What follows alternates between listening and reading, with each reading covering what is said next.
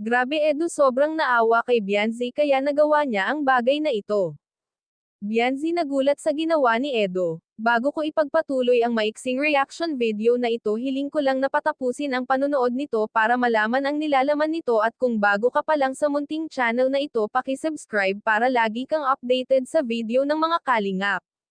At pakisuportahan natin ang ama ng kalingap na si Val Santos, Matubang Ate Edna Vlog at si Kalingap Rab.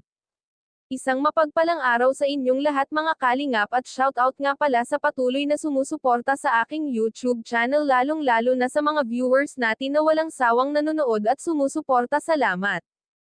Atin po bigyan ng reaction video itong si Edo at Bianzi, na kung saan ay naabutan ng Team Kalingap itong si Bianzi na naglalaba.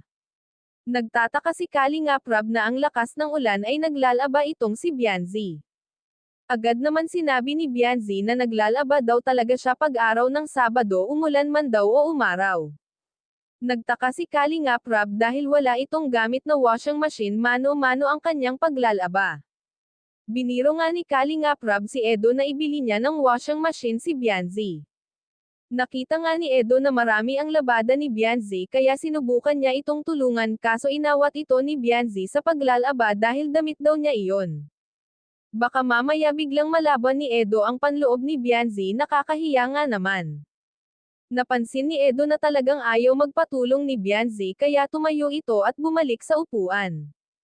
Malay naman natin may mag-sponsor kay Bianzi ng washing machine, hindi na ito mahihirapan sa pagkukusot. Katulad ni Dara, diba may biglang nag-sponsor ng washing machine, kaya hindi na ito masyado hirap sa paglalaba.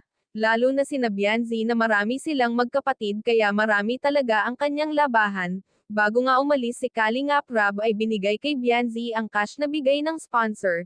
Emosyonal ang ina ni Bianzi nang tanggapin nila ito, hindi sila makapaniwala sa laki ng binigay ng mga sponsor. Hanggang dito na lang ang update ko mga ka-viewers, maraming salamat at God bless sa inyong lahat.